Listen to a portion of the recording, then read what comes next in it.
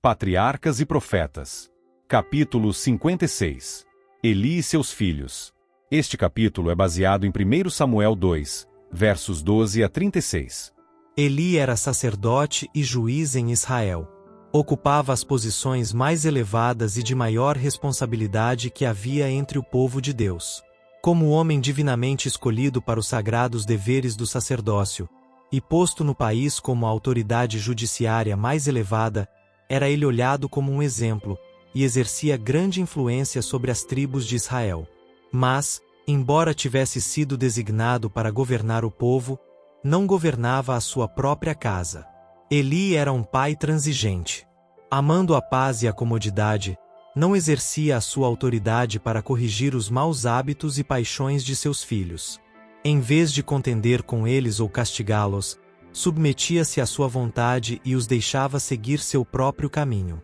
Em vez de considerar a educação de seus filhos como uma das mais importantes de suas responsabilidades, tratou desta questão como se fosse de pequena relevância. O sacerdote e juiz de Israel não foi deixado em trevas quanto ao dever de restringir e governar os filhos que Deus dera aos seus cuidados. Mas Eli recuou deste dever, porque o mesmo implicava contrariar a vontade de seus filhos, e tornaria necessário puni-los e repudiá-los. Sem pesar as terríveis consequências que se seguiriam à sua conduta, condescendeu com seus filhos no que quer que desejassem, e negligenciou a obra de os habilitar para o serviço de Deus e para os deveres da vida. De Abraão disse Deus: Eu tenho conhecido que ele há de ordenar a seus filhos e a sua casa depois dele, para que guardem o caminho do Senhor, para obrarem com justiça e juízo. Gênesis 18, verso 19. Eli, porém, permitiu que seus filhos o governassem. O pai se tornou sujeito aos seus filhos. A maldição da transgressão foi visível nas corrupções e males que assinalaram a conduta de seus filhos. Estes não tinham a devida apreciação do caráter de Deus nem da santidade de sua lei. Para eles o seu serviço era uma coisa comum. Desde a infância se haviam acostumado ao santuário e aos seus serviços, mas em vez de se tornarem mais reverentes perderam toda a intuição da santidade e significação do mesmo. O pai não lhes corrigira a falta de reverência para com a sua autoridade, não impedira o desrespeito deles pelos serviços solenes do santuário, e, quando chegaram à maioridade, estavam cheios dos frutos mortíferos do ceticismo e da rebelião. Se bem que totalmente incapazes para o ofício, foram postos como sacerdotes no santuário para ministrarem perante Deus. O Senhor dera as instruções mais específicas com relação à oferta de sacrifícios, mas estes homens ímpios levaram ao serviço de Deus o seu desrespeito à autoridade, e não deram atenção à lei das ofertas, que deveriam ser feitas da maneira mais solene. Os sacrifícios, que apontavam a morte de Cristo, no futuro, estavam destinados a conservar no coração do povo a fé no Redentor vindouro. Daí o ser da máxima importância que as determinações do Senhor com relação aos mesmos fossem estritamente atendidas. As ofertas pacíficas eram especialmente uma expressão de ações de graças a Deus. Nestas ofertas apenas a gordura devia ser queimada no altar, certa porção especificada era reservada aos sacerdotes, mas a maior parte era devolvida ao ofertante, para ser por ele e seus amigos comida em uma festa sacrificial. Assim todos os corações deveriam ser com gratidão e fé encaminhados ao grande sacrifício que deveria tirar o pecado do mundo. Os filhos de Eli, em vez de se compenetrarem da solenidade deste serviço simbólico, apenas pensavam como poderiam dele fazer o meio para a satisfação própria. Não contentes com a parte que lhes tocava das ofertas pacíficas, exigiam uma porção adicional, e o grande número desses sacrifícios apresentados nas festas anuais dava aos sacerdotes oportunidade de se enriquecerem, à custa do povo.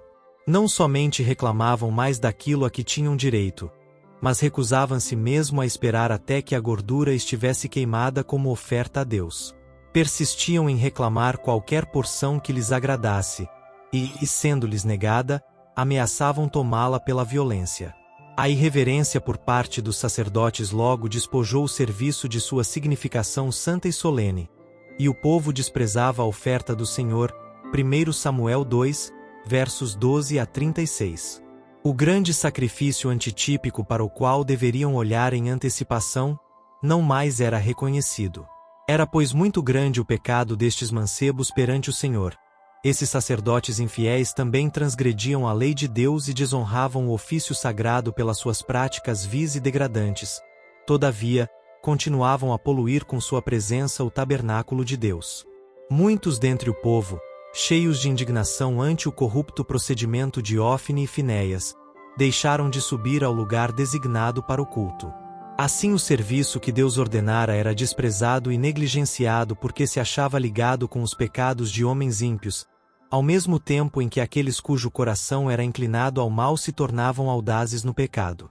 A impiedade, a dissolução, e mesmo a idolatria, prevaleciam em terrível extensão.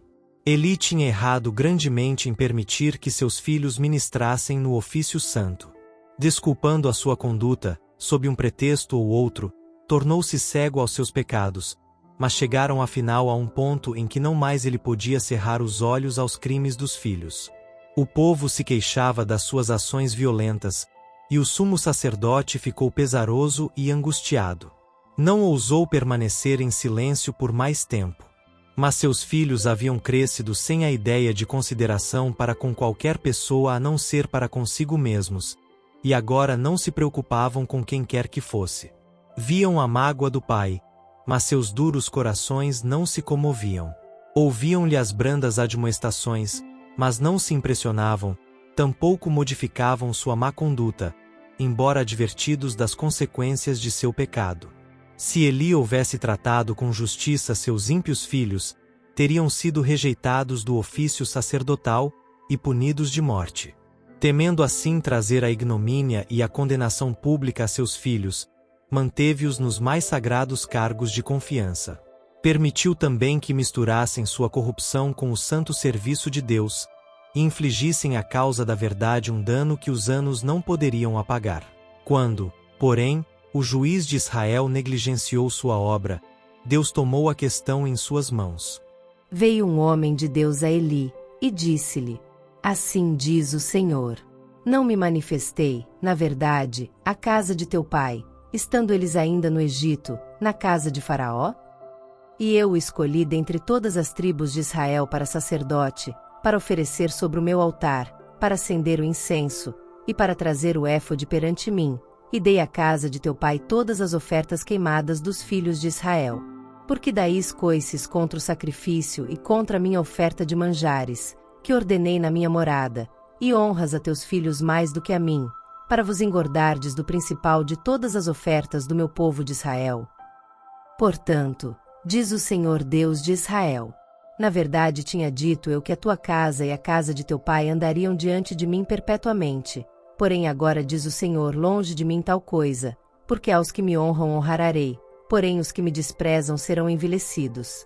E eu suscitarei para mim um sacerdote fiel que obrará segundo o meu coração e a minha alma, e eu lhe edificarei uma casa firme, e andará sempre diante do meu ungido. 1 Samuel 2, versos 27 a 30 e 35. Deus acusou Eli de honrar seus filhos mais do que ao Senhor. Eli permitira que a oferta designada por Deus como uma bênção a Israel se tornasse coisa desprezível, e isto em vez de levar seus filhos a envergonhar-se por suas práticas ímpias e abomináveis. Aqueles que seguem suas próprias inclinações, com uma afeição cega para com seus filhos, condescendendo com eles na satisfação de seus desejos egoístas, e não fazem uso da autoridade de Deus para repreender o pecado e corrigir o mal, tornam manifesto que estão honrados seus ímpios filhos mais do que a Deus. Estão mais ansiosos por defender a reputação deles do que glorificar a Deus, mais desejosos de agradar a seus filhos do que comprazer ao Senhor e guardar o seu serviço de toda a aparência do mal. Deus responsabilizou Eli, como sacerdote e juiz de Israel, pela condição moral e religiosa de seu povo, e, em sentido especial, pelo caráter de seus filhos. Ele devia a princípio ter tentado restringir o mal por meio de medidas brandas, mas, se estas não dessem resultado, devê-lo-ia ter subjugado pelos meios mais severos. Incorreu no desagrado do Senhor por não reprovar o pecado e executar a justiça no pecador. Não se pôde contar com ele para que Israel fosse conservado puro. Aqueles que têm muito pouca coragem para reprovar o mal, ou que pela indolência ou falta de interesse não fazem um esforço ardoroso para purificar a família ou a Igreja de Deus, são responsáveis pelos males que possam resultar de sua negligência ao dever. Somos precisamente tão responsáveis pelos males que poderíamos ter impedido nos outros pelo exercício da autoridade paterna ou pastoral, como se esses atos tivessem sido nossos. Eli não dirigiu sua casa segundo as regras de Deus para o governo da família. Seguiu seu próprio juízo. O extremoso pai deixou de tomar em consideração as faltas e pecados dos filhos, em sua meninice, comprazendo-se com o pensamento de que após algum tempo eles perderiam suas más tendências. Muitos estão hoje a cometer erro semelhante. Julgam que conhecem um meio melhor para educar os filhos do que aquele que Deus deu em sua palavra. Alimentam neles más tendências, insistindo nesta desculpa. São muito novos para serem castigados. Esperemos que fiquem mais velhos, e possamos entender-nos com eles. Assim os maus hábitos são deixados a se fortalecerem até que se tornam uma segunda natureza. Os filhos crescem sem sujeição, com traços de caráter que são para eles uma maldição por toda a vida, e que podem reproduzir-se em outros. Não há maior desgraça para os lares do que permitir que os jovens sigam o seu próprio caminho. Quando os pais tomam em consideração todo o desejo dos filhos, e com estes condescendem no que sabem não ser para o seu bem, os filhos logo perdem todo o respeito para com os pais, toda a consideração pela autoridade de Deus e do homem e são levados cativos à vontade de Satanás. A influência de uma família mal dirigida é dilatada e desastrosa a toda a sociedade. Acumula uma onda de males que afeta famílias, comunidades e governos. Por causa da posição de Eli, sua influência era mais vasta do que se ele fora homem comum. Sua vida familiar era imitada em todo o Israel. Os funestos resultados de seu proceder negligente e amante da comodidade eram vistos em milhares de lares que se modelaram pelo seu exemplo. Se condescende com os filhos em práticas ruins, ao mesmo tempo em que os pais fazem profissão de religião, a verdade de Deus é levada ao opróbrio. A melhor prova de cristianismo de uma casa é o tipo de caráter gerado pela sua influência. As ações falam mais alto do que a mais positiva profissão de piedade. Se os que professam a religião, em vez de aplicarem esforços ardorosos, persistentes e diligentes para manter um lar bem dirigido em testemunho dos benefícios da fé em Deus, forem frouxos em seu governo, e condescendentes com os maus desejos de seus filhos, estarão a fazer como Eli, e trarão injúria à causa de Cristo e ruína sobre si e suas casas.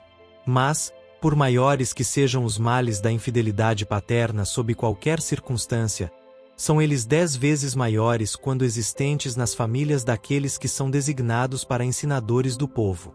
Quando estes deixam de governar sua casa, estão, pelo seu mau exemplo, transviando a muitos.